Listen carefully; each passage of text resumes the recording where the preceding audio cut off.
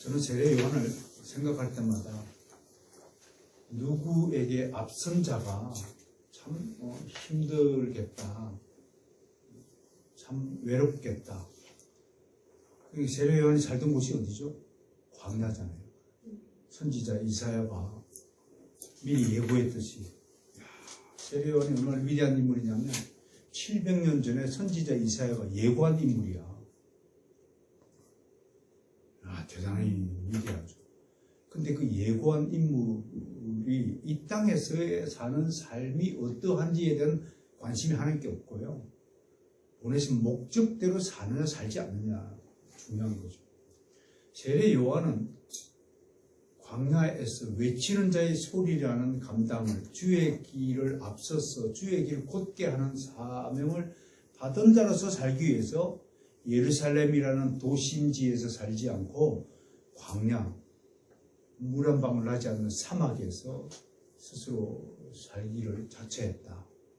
그 점도 굉장히 위대한 거죠.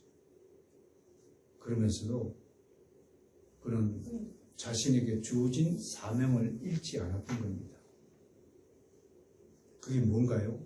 예수님의 하실 일을 미리 알려주는 거예요. 예수님의 하실 일을 미리 백성들에게 알리고 초청하는 거예요. 그게 뭐냐면 세례를 베푸는 거예요. 그런데 예수님은 성령으로 세례를 베푸시는 것이잖아요. 그러나 우리 인간에게는 성령으로 세례를 베풀 권한, 능력, 자질이 없어요. 세례 요한에게는 단지 성령 세례를 상징으로 나타낼 수 있는 물 세례를 하기 위해서 자신에게 주어진 임무를 수행하는 거예요. 그럼 어디로 가야 돼요? 이제 광야에서 어디로 가야 돼요? 요단강으로 가는 거예요. 지지난주 첫 번째 시간에서는 세례 요한이 광야에 있었다면 오늘은 요단강으로 사역지를 옮긴 세례 요한을 보게 되고요. 그곳에서 행한 일을 중심으로 세례 요한 두 번째 말씀을 살펴볼 것입니다. 자, 시대의 분기점이나 혹은 전환점, 새로운 변화에는 항상 저항세력, 반대 세력이 있습니다. 세례 요한의 등장으로 사람들 사이에서 그가 증언하는 메시아에 대한 관심과 기대가 한창 높아졌습니다. 회개하라, 하나님 나라가 가까웠다 라고 하니까 사람들이 이상한 사람이 이상한 옷을 입고 또 메뚜기와 석청을 먹으며 가죽 허리띠를 한 남노한 사람이 목소리를 들어보니까 짱짱하거든요. 하나님의 말씀의 은혜를 입은 사람들은요, 그 보기에는 별 볼일 없는 것 같지만 그분이 선포하는 말씀을 들어보면 어마어마한 능력이 나타나는 것을 목격하게 됩니다. 옛날에 우리 어렸을 때 진짜 부흥사 하시던 목사님들을 보면 목소리가 얼마나 다들 좋으신지, 그때 어렸을 때도 제 머릿속에 하나님의 은혜를 입은 사람은 목소리가 다르구나. 지금도 목소리가 참 좋으신 목사님들이 참 많이 계신데 저는 그런 것들이 좀 부럽더라고요. 저도 목소리를 받은 목소리가 이것밖에 안 되니까 여러분들한테는 좀 미안하지만 그냥 제 목소리에 맞도록 그냥 설교할 뿐입니다. 한때는 저에게도 좋은 목소리를 주옵소서. 옛날에는요, 우리 어렸을 때만 해도 어떤 목소리가 인기 있냐면 돌아가신 조영기 목사님처럼 목소리를 갈고 따먹고 다듬은 목소리를 좋아했어요. 할렐루야, 주님의 은혜와 평강이 여러분에게 임하기를 원합니다. 이런 목소리를 했는데 이게 가공의 목소리입니다. 저는 생김새부터가 그냥 자연스러운 것을 좋아하여서 그렇게 꾸미거나 하는 것을 못하였습니다. 그래도 이번에 다른 교회에 가서 설교를 했더니 그렇게 듣기 싫은 목소리는 아니라고 또 위로를 해줍니다.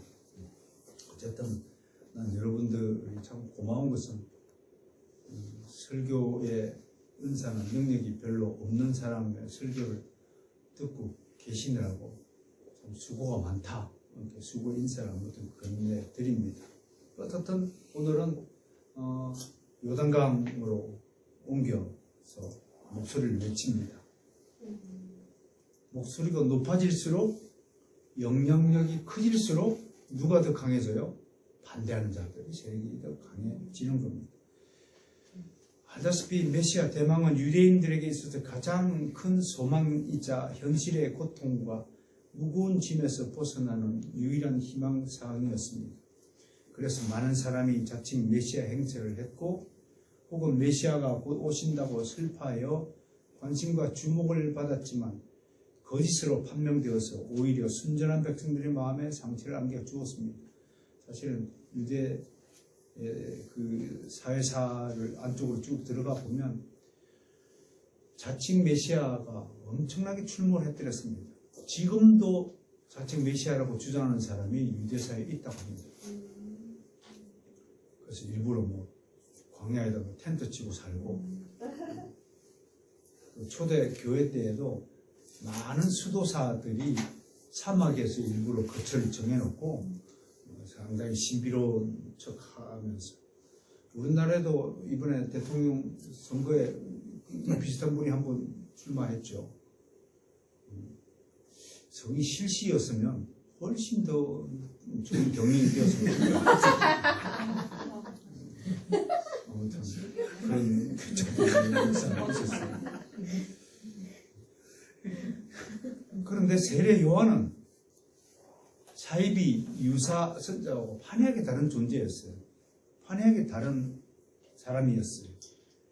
그런 사람이 광야에서 소리를 치고 있다는 소문이 들렸습니다. 그런 자신이 메시아를 다른 사람들은 다 내가 메시아다고 그러는데 이분은 나는 메시아가 아니고 메시아를 준비하는 사람이다. 모든 백성은 회개하고 그를 맞이하기 위해 세례를 받으라고 외치고 있다는 것입니다. 이 소리가 점점 더 커져갔습니다. 그래서 처음엔 긴가 민가 하던 사람들이 조금씩 그의 목소리에 귀를 기울였습니다.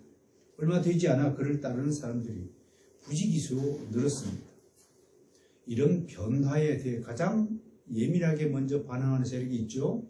그 사람들이 바로 기득권자들입니다. 유대사회에서 기득권자들 그러면 누굽니까?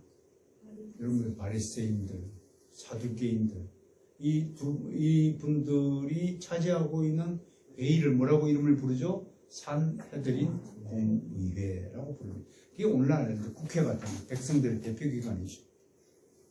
그 소속들의 사람들입니다. 이분들이 권력자들이죠. 이분들은 늘 백성들에게 명령하는 자입니다.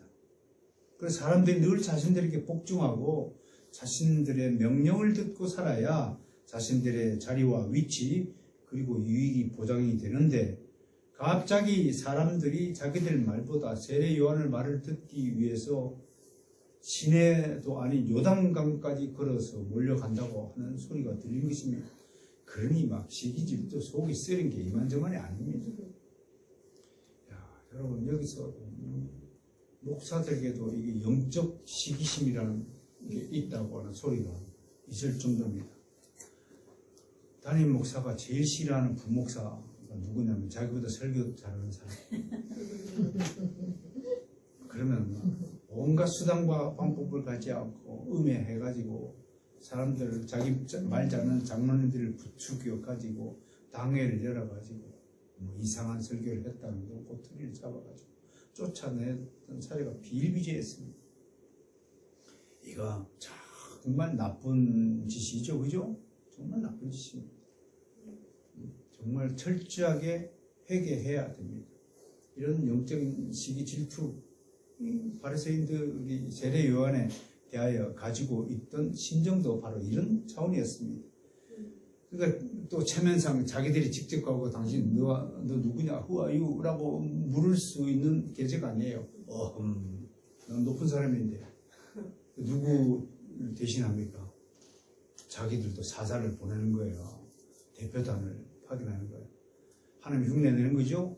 하나님이 사자를 보내서 우리에게 말씀하실 때 이들도 세례 요한에게 사자를 보내고 있는 장면이 오늘 장면인 것입니다. 그래서 예루살렘에 있는 제사장들과 레위인들이 얼마나 많은 사람이 세례 요한에 몰려가는가, 또 그가 무슨 말을 하는가를 샅샅이 조사해 오라고 대표단을 파송했습니다. 드디어 예루살렘에서부터 세례 요한이 있는 요단강가에까지 대표단들이 이르렀습니다. 여전히 요한은 물세를 베풀며 백성들에게 회개하라고 외치고 있었습니다. 마태복음 3장 2장 시작. 회개하라 천국이 가까이 왔느니라. 마가복음 1장 4절과 5절입니다. 시작. 세례 요한이 광야에 이르러 죄사함을 받게 하는 회개의 세례를 전파하니 온 유대 지방과 예루살렘 사람이 다 나아가 자기 죄를 자복하고 요단강에서 그에게 세례를 받더라. 온 유대 지방과 예루살렘 사람이 다 나아갔다. 그렇다고 해서 한 사람도 안 보고 어린애가 다 나갔다는 뜻이 아니라 이제 나갈 수 있는 사람은 거의 다 나갔다. 이런 뜻으로 해석을 하는 겁니다. 이런 것들을 문자적으로 해석하는 사람은 또 한 명도 빠지지 않았다고 그렇게 해석을 하면 또 곤란하겠죠. 어쨌든 수많은 사람들이 세례 요한의 목소리를 듣기 좋았습니다. 그것은 무엇입니까? 얼마나 유대인들이 메시아가 오기를 고대했는가를 반증하는 거죠. 누가는 좀 더 상세한 기록을 우리에게 남깁니다. 누가가 다른 기록자들과 다르게 상당히 역사적인 안목을 가지고 있기 때문에 역사가의 입장에서 누가복음을 기록했다는 반증이기도 합니다. 제가 읽어드리죠. 무리가 물어 이르되 그러면 우리가 무엇을 하리까? 무리가 누구예요? 세례 요한의 말씀을 듣고 설교를 듣고 무리가 질문하는 내용까지도 누가는 놓치지 않고 기록합니다. 무엇을 하리까? 같은 세례 요한이 현재 백성의 수준, 현재 백성들이 할 수 있는 일만 딱 꼬집어서 얘기하는 거예요. 할 수 없는 대답, 거룩하게 듣지어다. 뭐 그런 소리 하지 않고 아주 실천할 수 있는 것만 골라서 지금 세례 요한이 답변을 주는 거예요. 옷 두 벌 있는 자는 옷 없는 자에게 나눠줄 것이고 오늘도 옷을 나눠주신 하나님 은혜에 감사합니다. 있는 자는 나눠주고 나눠주는 것, 이게 그리스도인들이 해야 할 일이에요. 여러분들이 충분히 쓰고 또 남은 것이 있다면 언제든지 이웃에게 나눠줄 준비 태세를 하시기를 바랍니다. 그게 그리스도인입니다. 먹을 것 있는 자도 나눠주고, 세리들도 세례를 받고자 해와서 이르되 선생의 우리를 무엇을 하리니까? 세금 걷는 자도 딱 필요한 말 한마디만 해요. 부가된 것 외에는 거두지 말라. 법대로 해라 좀. 그랬더니 왜 이 말을 하실까요? 당시에 거의 대부분의 세리들은 뭔 짓을 했어요? 여러분, 제사장 엘리의 두 아들 홈리와 비나스가 뭐라도 하나님께 징벌을 받아서 죽었어요. 재물을 갈고리를 걸어가지고 내 주머니에 집어넣었잖아요. 여러분, 공금을 횡령하는 죄가 상당히 크죠? 그 죄가 왜 커요? 우리 모두의 것을 지 것을 삼았잖아요. 이게 도둑놈이죠. 그 세례 요한 앞에 나온 이 세리는 그나마 자기 죄를 인정하고 내가 이래서는 안 되지 하고 느낀 사람이기 때문에 오늘 나와서 질문할 거예요. 부가된 건 부가된 거. 군인들도 있었어요. 군인들은 무슨 악행을 저질렀어요? 죄 없는 자 매를 친 거잖아요. 그럼 이런 분들은 이렇게 변명할 수도 있어요. 대장이 시켜서 저는 어쩔 수 없이 쳤습니다. 여러분, 이게 얼마나 무서운 죄냐면요. 저는 법대로 한 것 뿐입니다. 저는 대장님이 시켜서 때리라고 해서 때렸을 뿐입니다. 라고 합리화시킬 수 있어요. 그런데 세례 요한은 이렇게 대답해요. 사람에게 강탈하지 말며 거짓으로 고발하지 말고 받는 금료를 족한 줄 알라. 이 군인들이 얼마나 다른 사람들 매를 때리고 다른 사람들 빼앗아간 사람 주인공이었는지 이런 대답을 구절을 통해서 당시 유대 사회의 악한 행위들을 우리가 간접적으로 알 수가 있는 것입니다. 여러분, 우리는 평면적으로 성경의 말씀을 기록들을 그냥 읽으면 이런 정보를 생각할 수 없습니다. 읽을 때마다 좀 더 깊이 있게 분석하다 보면 이런 구절을 통해서 당시 유대인들의 생활상, 유대인들의 거룩하지 못한 일상생활에 일면들을 들여다보는 것입니다. 그러니 세례 요한이 저 독한 소리를 하는 거예요. 권력을 가진 자들, 기득권자들, 독수를 퍼붓는 거예요. 이 기득권자들에는 세리도 포함이 되고 군인들도 포함이 되고 산헤드린 공회원도 포함이 되고 제사장들도 포함이 되고 아무튼 고생하는 백성들 머리 위에 앉아서 백성들을 통치하는 많은 권력자들을 향해서 독수를 내뱉는 거예요. 독사의 자식들아, 누가 너희를 가르쳐 임박한 진노를 피하라 하느냐. 이게 무슨 말이에요?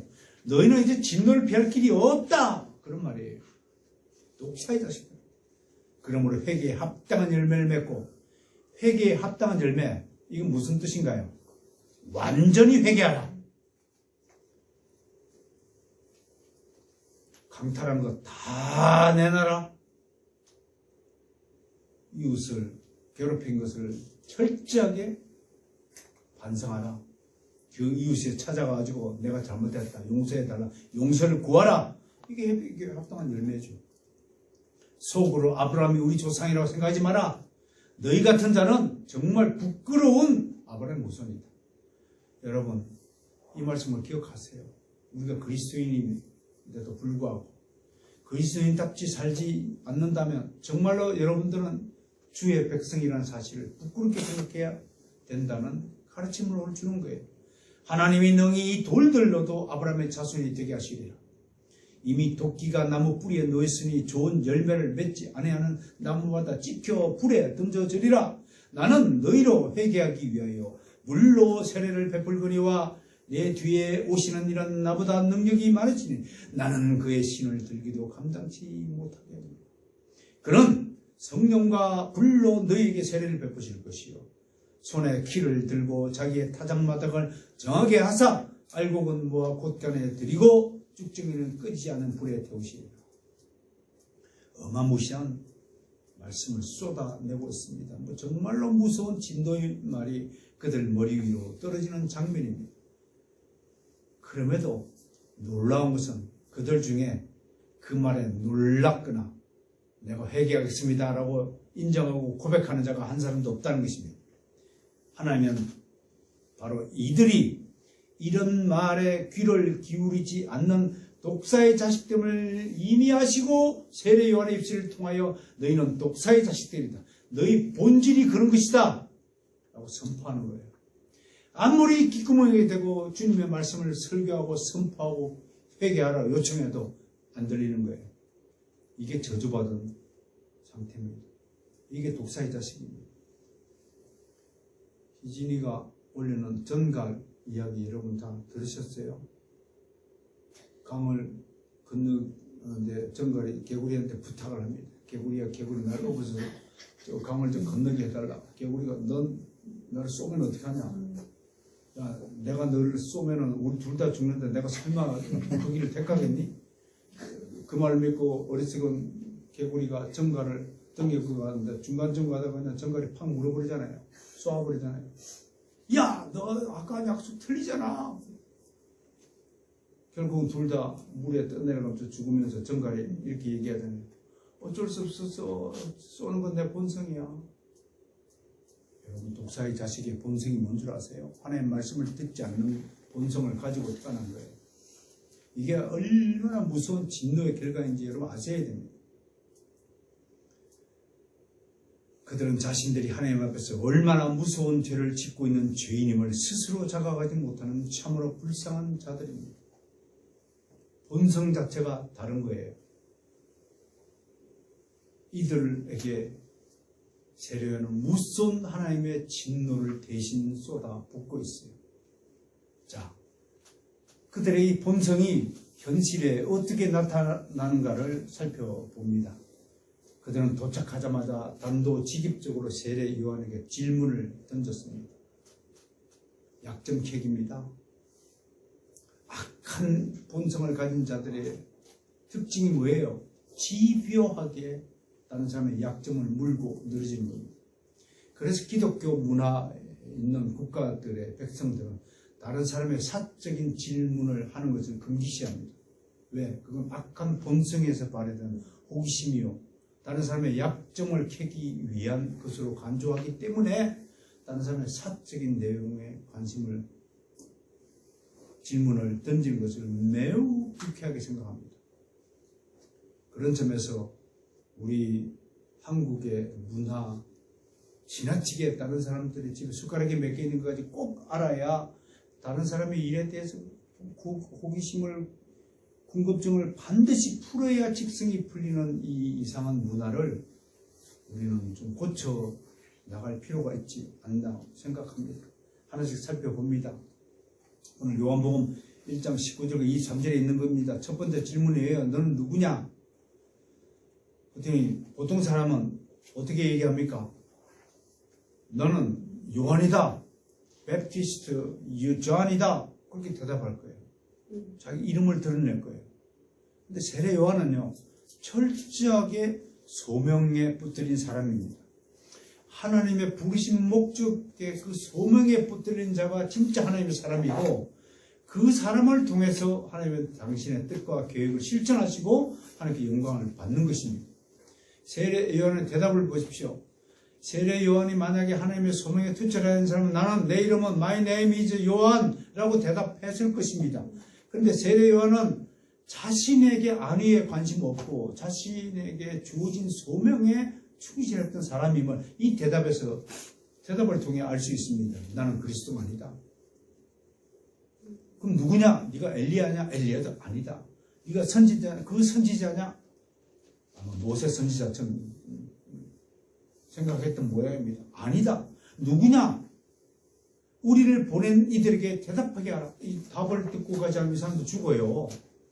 이 사람들은 좀 목숨 걸고 세례 요한의 답을 들어야 돼요. 그 네 번째 말이 우리를 보낸 이들에게 대답하게 하라. 가로 열고 야 네가 대답하지 우리는 가면 죽어. 그 좀 심각한 말이 생각이 되어 있음을 느껴야 하는 것입니다. 그럼 너는 네가 누구라고 생각하느냐? 그리스도도 아니요, 엘리야도 아니요, 모세도 아니라면 너는 누구냐? 너는 네가 누구라고 생각하느냐? 그럼 누굴까요? 나는 세속을 멀리하는 고고한 사람이요, 이 시대의 선지자요.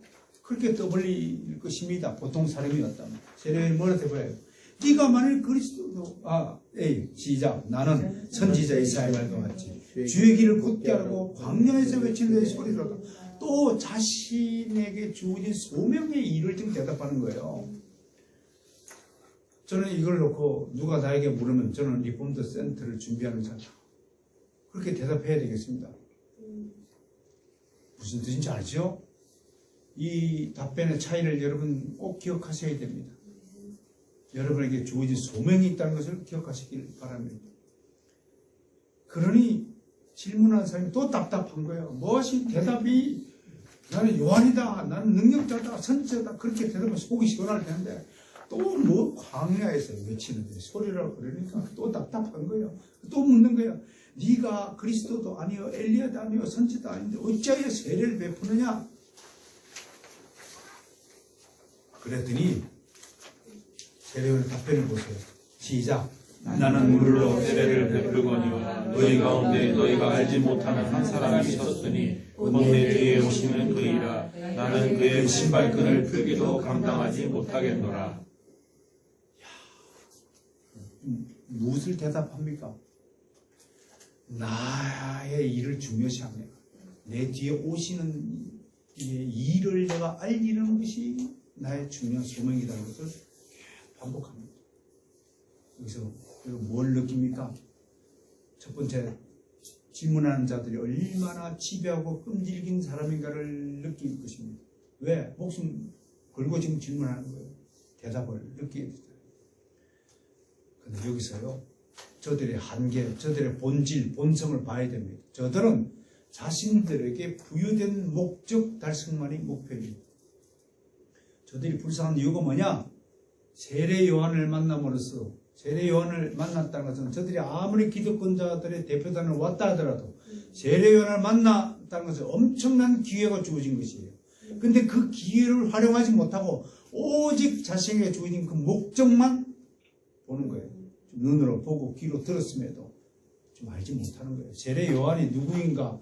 하나님께서 세례 요한을 왜 베풀었는가? 지금 하나님께서 최단 목사를 통하여 여러분들에게 왜 설교하는가에도 관심이 없어요.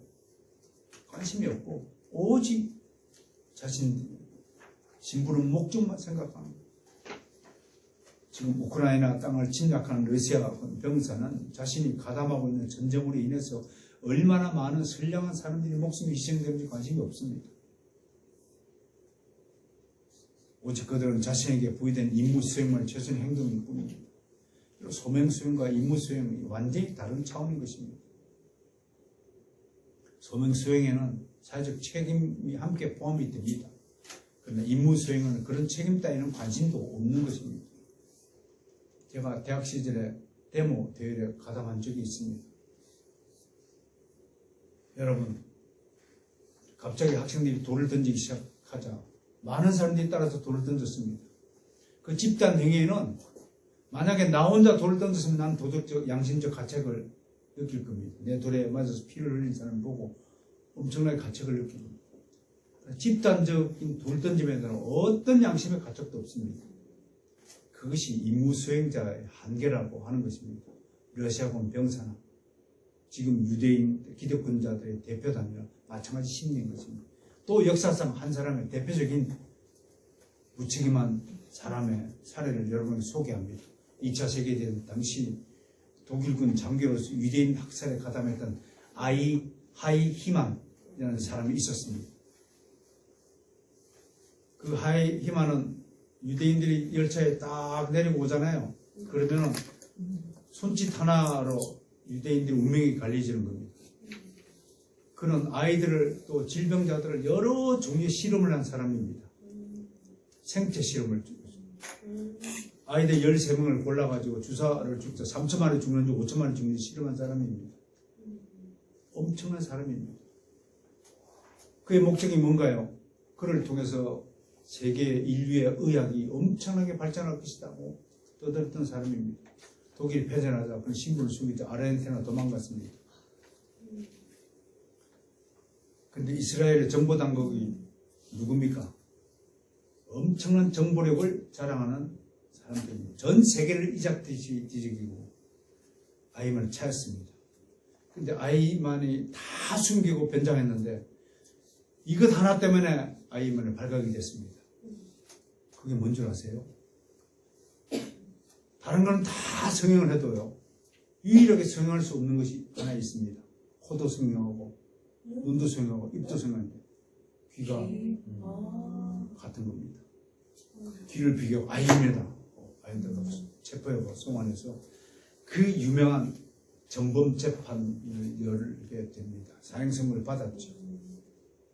그런데 재판장이 묻습니다. 왜 그렇게 했느냐? 그랬더니 아이만이 재판 내는 저는 제게 맡겨진 할 일을 하였을 뿐입니다. 조금도 양심의 가치 없었습니다. 이걸 두고 미국의 철학자 한나 아렌트라는 사람이 뭐라고 이름을 붙였냐면 그 유명한 악의 평범이 생이라는 신조를 만들었습니다. 사람들은 하이만 같은 악인들이 굉장히 특이한 사람, 괴상한 머리, 도깨비 뿔을 가진 이상한 사람이라고 상상했지만 하이만 그냥 우리 이웃집 아저씨와 별반 다름없는 평범한 사람이었다는 사실입니다. 이 이론을 통해서 우리는 모든 사람이 악의 근원이 될 수 있다는 경각심을 깨우치게 합니다. 바로 당신이, 바로 내가 내일 당장 악인이 될 수 있다는 것입니다. 바로 이것이 자신의 죄를 회개할 수 없는 환경 속에 처해졌다는 것이에요. 이런 환경 속에 처해진 그 자체가 저주를 받은 상태라고 하는 것입니다. 그래서 세례 요한이 독사의 자식이라고 이야기한 것입니다.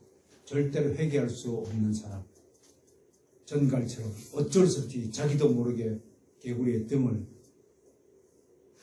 쏘아야만 하는 그 저주받은 운명. 그러므로 사랑하는 성도 여러분, 이 지독한 환경으로부터 우리를 회개하게 하시고 우리를 해방시키신 주님의 은혜를 다시 진지하게 숙고하며 감사해야 됩니다. 여러분들이 지금 이 시간에 이 자리에 나와 하나님의 말씀을 듣는 것이 얼마나 큰 축복을 받은 것인지를 진짜 감사해야 합니다. 그렇지 않고는 하나님의 은혜가 아니면 여러분들은 절대로 이 자리에 나올 수 없습니다. 물론 회개에 합당한 열매를 맺는지 안 맺는지 그건 하나님이 판단하신 문제입니다. 천천히 맺을 사람이 있고 빨리 맺는 사람이 있고 죽기 전에 겨우 열매를 맺는 사람들이 있을 것입니다. 그럼에도 불구하고 하나님은 여러분들이 다 회개에 합당한 열매를 맺고 있는 중이다라고 인정하시는 것만큼은 틀림이 없다는 사실을 다시 한번 선포합니다. 무엇보다도 이들에게 내려진 하나님의 진노는 이들이 지금 무차별 질문을 던지면서 세례 요한을 일거에 쓰러뜨릴 약점을 찾고 있다는 것입니다. 이런 점을 보며 3월 9일에 있었던 대통령 선거 기간 동안에 수많은 마타도와 흑색 선전, 상대방 비방, 물어뜯기, 네 편, 내 편으로 갈라서서 분율과 분쟁을 부추기는 작태들 앞에서 얼마나 하나님 앞에 죄를 더 지어야 될까를 생각하며 정말 한숨이 나오는 것입니다. 이 땅에 그리스도인들이 힘을 합쳐서 이 갈라지고 쪼개진 분열된 민족의 정신과 마음을 바로잡고 하나로 만드는 일에 더 헌신 노력해야 됩니다. 서로 사랑하는 일을 열심히 더 해야 되겠습니다. 한편으로 회개를 거부하고 자기 잘못을 인정하지 않고 분열을 조장하는 세력들을 강하게 경고하는 일 또한 우리에게 맡겨진 책무입니다. 보고도 모른 척 해서는 안 됩니다. 길거리에서 악을 행하는 악인들의 행위를 보고도 귀찮아서 그렇게 하면 안 됩니다. 불쌍한 사람이 해코지를 당하거나 했을 때 즉시로 도와주어야 됩니다. 정말 미국의 그리스도인들에게 감사할 일은 코로나 때문에 아시아인들이 갑자기 길거리에서 해코지 당하고 테러를 당할 때마다 정말 감사한 것은 미국인들은 그걸 놓치지 않고 돕는 사람이 반드시 나타나는데 그 돕는 사람들 100이면 100 다 그리스도인들이었다고 하는 것입니다. 이런 곳에서 크리스찬들의 위력이 영향이 나타나는 것이 아닐까 생각합니다. 우리가 먼저 회개하고 솔선수범하는 좋은 본보기를 보이는 것이 빛과 소금의 역할입니다. 우리가 세상 앞에서 바른 삶을 증거해 보이는 윤리모범이 바로 빛과 소금의 역할입니다. 말로만 회개를 하는 것이 아니라 실제로 그리스도인들이 모든 면에서 모범이 되어야 됩니다. 말 한마디도 따뜻하게 해야 됩니다. 말 한마디 바르게 해야 됩니다. 바른 행실을 해야 됩니다. 사기치지 말아야 됩니다. 거짓말하지 말아야 됩니다. 남의 것 빼앗지 않아야 됩니다. 숨기지 말아야 됩니다. 속이지 말아야 됩니다. 조금씩 힘들지만 이런 일들을 하나씩 좀 실천했으면 좋겠습니다. 그런데 진정한 회개에 앞서서 우리가 먼저 행해야 될 것이 있습니다. 회개 중요합니다. 회개하기 위해서 하나님은 또 갑자기 회개하는 사람은 없기 때문에 회개를 준비시키시는 은혜를 베풀어 주십니다. 그것이 바로 오늘 주제인 세례입니다. 여러분들이 물세례를 왜 베푸시나요? 여러분들이 회개에 합당한 열매를 맺었다고 선언하기 위해서 물세례를 주는 게 아닙니다. 성령 세례를 받으라는 하나님의 준비된 은혜를 주신 겁니다. 미리 은혜를 베풀어 주신 겁니다. 여러분, 우리에게 믿음을 왜 주시나요? 우리가 훌륭해서 믿음을 주시나요? 아닙니다. 우리가 구원받기에 합당하다고 해서 믿음을 주시나요? 아니에요. 우리가 이 땅에서요, 우리가 올바른 믿음 생활을 할 수 없음을 주님께서 아시지만 올바른 믿음 생활을 좀 해보라는 미리 주시는 은혜라는 사실을 아시고 감사해야 하는 것입니다. 오늘은 세례에 대해서 신학적 의미를 배워보도록 하겠습니다. 헬라어로 밥티스마인데 무슨 뜻이냐면 깨끗이 씻다라는 뜻입니다. 그래서 물세례는 몸이라도 깨끗이 좀 씻고 살자라는 뜻입니다. 성령 세례는 네 마음을 깨끗이 씻자. 그래서 몸과 마음이 씻어야 진짜 회개가 이루어진다라고 보는 것입니다. 자, 그런데 우리는 몸을 씻을 수 있지만 우리 스스로 마음을 씻을 수 없잖아요. 우리의 마음과 영혼을 씻어 주실 수 있는 분은 유일하게 세례요한도 아니고 우리 스스로도 아니고 목사님도 아니라 누구십니까? 그분이 바로 예수 그리스도 되시는 것입니다. 초기 세례는 물로 몸을 완전히 담가 씻는 의식이 거의 대부분이었습니다. 이것을 침수 혹은 침례라고 합니다. 예수님도 요단강에 완전히 빠져서 침수를 받으셨습니다. 빌립과 네시도 물에 내려갔다가 요단강 물에 내려갔다가 다시 올라왔다고 되어 있습니다. 그러니까 기본적으로 원칙적으로 물 세례는 어떻게 받는 것? 물에 완전히 잠기는 것이 옳은 것입니다. 그런데 숫자가 많아지니까 어떻게 해야 됩니까? 간소화시키는 겁니다. 의식을 간소화시키는 겁니다. 그게 하나님의 은혜입니다. 또 물이 없는 곳에서는 어떻게 해야 됩니까? 준비된 물을 머리에 뿌림으로써 할 수가 있는 것입니다. 그러니까 침례파들은 사람들 데리고 세일 때마다 물가로 들어가지고 물에 빠지게 하고 겨울철에 감기 들어요. 그러니까 하나님의 은혜가 무엇입니까? 여러 가지 정황과 상황에 맞춰서 의식을 행하라고 하는 것이죠. 옛날에는 할례를 어떻게 했을까요? 돌칼이라든지, 그죠? 그걸 갈아서 했지만 요즘엔 돌칼로 할례 시키면 됩니까? 좋은 의료도구가 많은데 굳이 돌칼을 갈아서 하면 그건 완전히 문자적인 해석에 얽매인 사람이겠죠. 고지고대로 하는 사람이겠죠. 아무튼 침례파들은 밥티조가 담그다라는 뜻이니까 반드시 물에 완전히 몸을 담궈야 한다라고 주장하지만 이것은 하나님하고 둘은 모르는 것입니다. 누가복음 11장 38절에는 무슨 뜻으로 해석이 되냐면 손을 씻다라는 것으로 해석이 되기 때문에 반드시 담그는 것만 침례라고 볼 수 없다라고 할 것입니다. 어떻든 이런 침수 세례는 세례 요한으로부터 시작이 되었습니다. 먼저 요한은 이방인보다 유대인에게 세례를 베풀었습니다. 단 반드시 회개한 자에게만, 즉 회개합니다라고 고백한 자에게만 베풀었습니다. 누구에게 물세를 줘요? 교회에서요? 선서하잖아요. 저는 주님이 나의 구세주님을 믿고 영접합니다.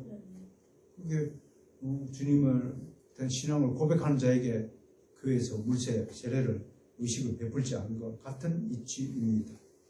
개인에게 영적인 변화가 일어나지 않으면 자신의 죄를 고백하지 못하고 고백 없이 죄사함이 없다는 이 원칙 때문에 우리가 이렇게 하는 것입니다. 그러나 예수님의 경우는 전혀 다른 차원입니다.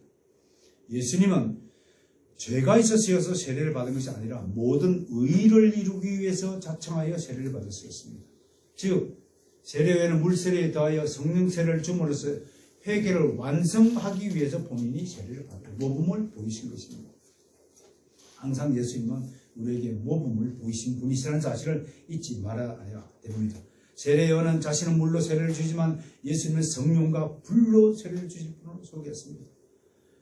여러분 성령 세례를 받은 기억을 나십니까? 어떤 분은 강하게 체험을 하신 분이 있는 반면에 어떤 분은 자기가 성령 세례를 받았는지 안 받았는지 기억도 못하는 분이 있습니다. 대개 우리는 강하게 기억하는 사람을 불세례를 받았다고 이야기하는 겁니다. 그것도 성령 세례를 받은 겁니다. 그렇다고 해서 그게 더 훌륭하고 또 내가 언제 받았는지 성령 세례를 받은 기억도 없는 사람은 안 받아 아주 하찮은 성령 세례를 받은 것은 절대로 아닙니다. 하나님이 하시는 하나님 주시는 선물에 우열이 없습니다. 다만 불세례를 받은 사람 그 목적은 하도 고집이 세니까 강하게 좀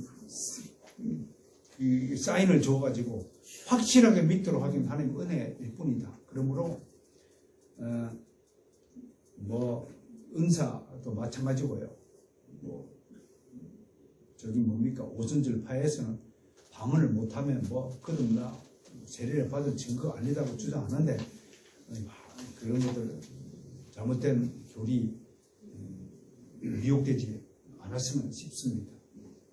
하나님은 자유자재로 좋은 말로 해서 말 잘 듣는 아이가 있고 꼭 매를 대야 말을 듣는 아이가 있듯이 불세례를 받은 사람은요 꼭 매를 대야 그 말을 듣는 아이처럼 고집이 그만큼 셌던 사람이다. 그렇게 해석하면 이해가 금방 빠르지 않을까 싶습니다. 오직 세례 요한의 목적이 뭡니까? 이스라엘 백성들이 예수님의 세례를 받을 수 있도록 회개를 준비시킨 일에 충실한 것이다. 따라서 요한의 세례는 성령께서 임하신 후에 비로소 완전해지는 과도기적 세례라고 할 수 있습니다. 즉 세례 요한의 물 세례를 받은 자들은 비로소 예수 그리스도가 하나님의 아들이자 메시아 되심을 인식하고 그를 구주로 영접할 수 있게 된 것입니다. 바로 이것이 세례 요한에게 주어진 사명이었습니다. 그런 차원에서 세례 요한의 고백을 보십시오. 자기 정체성, 자기 위치, 본분을 망각하지 않는 세례 요한의 위대함을 보십시오. 그는 스스로 나는 주님의 신발끈을 풀기도 감당하지 못하겠노라. 이게 자기 꼬라지를 아는 거예요. 여러분 어떤 사람들이 볼성사나운 사람들입니까? 자기 본분을 잊어버리고 정릉에 갔더니 또 자기가 윤석열 대통령을 만든 사람이 나타났더라고. 그런 소리를 지는 거예요. 윤석열 대통령은 자기 때문이에요. 이런 분이 있죠. 옛날에 막 노무현 대통령실에도 그런 분이 나타나고 하더니 꼭 그런 가운데 있지. 뭐 한표 보탠 것은 감사하지만 꼭 자기 때문에 윤석열 씨가 대통령이 된 건 아니겠죠. 우리 모두 국민의 뜻 때문에 된 거겠죠. 여러분 이렇게 자기 본분을 잊지 않고 겸손함을 지킨다는 것이 정말 아름다운 인격의 열매이지 않을까. 그러므로 제가 혹시 잘난 체 하거든 여러분들이 좀 자제를 좀 시켜주세요. 저에게는 자제할 능력이 없습니다. 사람에게는요. 오늘 결론을 짓습니다. 한 세 가지 교훈을 여러분들에게 나눌까 합니다. 첫 번째, 조금 전에도 얘기했듯이 자기 자리를 찾아야 됩니다. 모든 피조물, 모든 존재는 다 자기 자리가 있잖아요. 제가 시를 하면 읽어드렸죠. 바닷가에 앉은 바위도 목적이 있어 그 자리에 있는 건데 저는 이렇게 해석했는데 아침마다 떠오르는 해를 보기 위해 그 자리에 있다. 동해 바다의 바위도 아침마다 떠오르는 해를 제일 먼저 보기 위해서 그 자리에 앉아있다 라고 해석을 해봅니다. 산속에 돌멩이 하나도 자기 자리가 있고 다람쥐와 산새들도 자기 자리를 찾아 듭니다. 모든 사역자는 자신에게 주어진 소명과 위치와 정체성을 잘 간직하고 충실히 수행해야 합니다. 여러분 한 사람 한 사람 오늘 이 하나님의 가르침을 가슴에 담기를 바랍니다. 여러분들 그냥 나는 그냥 되는 대로 살래. 그럼 여러분들 그리스도인이 아닙니다. 그리스도인들은 바람 부는 대로 흘러다니는 사람들이 아닙니다. 반드시 목적 있는 인생을 살도록 부름받았다는 것입니다. 세례 요한에게서 우리가 배울 점이 바로 이 점입니다. 그는 주님의 앞서 주님의 오심을 알리는 자리에서 이탈하지 않았습니다. 타락한 사람들은 대부분 다른 사람의 공을 가로채거나 자기 공로를 앞세우기만 일수입니다. 남의 것을 가로챈 것은 십계명을 어기는 범죄입니다. 잘난 체 하는 거 십계명 어기는 범죄다 라고 연결시킬 수 있습니다. 둘째, 복음의 일꾼은 자기의 유익을 구하거나 부유한 삶을 추구하지 않습니다. 세례 요한 보세요. 화려한 예루살렘의 삶을 포기하고 광야에서 메뚜기와 석청을 먹으면서 이부자리 하나 없는 굴 속에서 잠을 청하고 저는 세례 요한을 성경을 읽다가 잠자리에 대한 묘사가 없더라고요. 그럼 어떻게 잤을까? 항상 돌베개를 자고 자지 않을까? 야곱처럼요. 이불도 없이 잤을 거다. 그렇게 생각을 하고 뭐 석청이 있고 뭐 가죽이 있으니까 변변한 옷 하나 없었을 것이다. 우리는 옷이 얼마나 많습니까? 저는 책 욕심하고 옷 욕심이 많아가지고 잘 가꾸고 삽니다. 뭐 세례 요한에 뵈면 엄청난 복을 받은 거죠. 그런데 세례 요한과 우리 차이가 뭘까요? 그의 얼굴은 주님의 광채로 빛났고 그의 목소리는 광야에 외치는 소리가 되었어. 온 천하의 사람들의 마음을 움직였습니다. 설교 황태자 찰스 스펄전 잘 아실 겁니다. 그분은 지상에서 태어난 사람들 중에서 제일 설교를 많이 한 인물로 평가됩니다. 그런데 그는 아무리 설교를 많이 해도 목소리 한번 쉬지 않았다고 합니다. 하나님의 소리를 하는 사람에게 주신 은혜예요. 은사입니다. 그런 사람의 목소리는 광야에 외치는 소리가 되었어요. 도심지 외치가 아니라요. 사람들이 영혼을 울리는 그 소리는 광야의 소리입니다. 광야의 소리는 다른 말로 청결한 자, 거룩한 자의 소리라고 해석할 수 있습니다. 깨끗한 자의 소리를 사람은 듣고 감동하는 겁니다. 그런 사람의 소리가 온천의 사람의 마음을 움직이는 겁니다. 그는 조금도 자신의 유익을 구하거나 자기 인생을 살지 않았습니다. 오직 하나님이 보내신 목적을 따라 소명이 충실한 삶을 살다가 하나님에게 다시 돌아갔습니다. 이 말씀을 듣는 여러분 중에 나는 그렇게 특별한 삶을 살기 싫어해 하는 사람이 있다면 당신은 그 순간 그리스도인의 자리에서 이탈합니다. 당신에게 그럴 권한이 없습니다. 그건 정말 하나님의 뜻을 거역하는 심각한 범죄 행위입니다. 우리는 각자 주어진 소망대로 살아야 됩니다. 우리는 그리스도인으로서 주님 앞에서 주님이 맡기신 복음 사역을 수행하며 충실해야 합니다. 복음의 일꾼은 죽음을 무릅쓰고 언제 어디서든지 복음을 선포하고 전달하기 위해 일생을 바칩니다. 우리에게도 그런 각오가 생겼으면 좋겠습니다. 모르긴 모르지만요, 지금 우크라이나 전쟁터를 일부러 찾아가는 복음의 일꾼이 저는 반드시 있을 것이라고 봅니다. 한 번도 뉴스에 소개되지 않고 한 번도 세상 사람들이 눈에 띄지는 않지만 복음의 일꾼들 지금도 전쟁터를 찾아서 러시아군 병사에게 회개하라고 복음을 외치는 자가 분명히 있을 것이라는 사실을 우리는 기억해야 됩니다. 우리는 그런 분들을 위해서 오직 하나님만 기억하는 그런 복음의 일꾼들을 위해서 우리는 가슴 속에서 기도해야 할 것입니다. 세 번째, 세례의 진정한 의미를 깨달아야 합니다. 세례는 주님의 은혜의 선물입니다. 선물과 동시에 우리에게 주어진 원죄의 죄책을 말소하고 우리의 영혼을 새롭게 하여서 천국 백성이 되게 하기 위한 청결 작업입니다. 이런 작업은 비단 거듭날 때 예수님 영접할 때만 씻고 결혼식 할 때만 몸을 씻고 결혼생활 내내 샤워 한번 하지 않는 남편이 있다면 누가 좋아하겠습니까? 마찬가지. 세례 받을 때 주님을 영접할 때만 세례 받는 것이 아니라 우리는 매일 내 삶에서 세례를 경험하고 살아야 합니다. 씻고 또 씻자. 몸도 씻고 마음도 씻고 우리 영혼도 씻자. 우리 마음을 거룩한 삶으로 계속 다져야 된다. 우리는 어쩔 수 없이 육신의 정욕, 안목의 정욕, 이생의 자랑이라는 부패하고 탐욕한 존재에 불과합니다. 날마다 오염되고 있다는 것입니다. 그러니까 날마다 세례를 받아야 한다는 것을 유념해야 됩니다. 날마다 기도와 말씀으로 가꿀 때 우리가 날마다 세례에 임하게 된다는 사실을 유념하시기 바랍니다. 따라서 오직 말씀, 더욱 기도, 더욱 기도. 그런 아름다운 성도들이 되시길 바랍니다. 아멘. 하나님,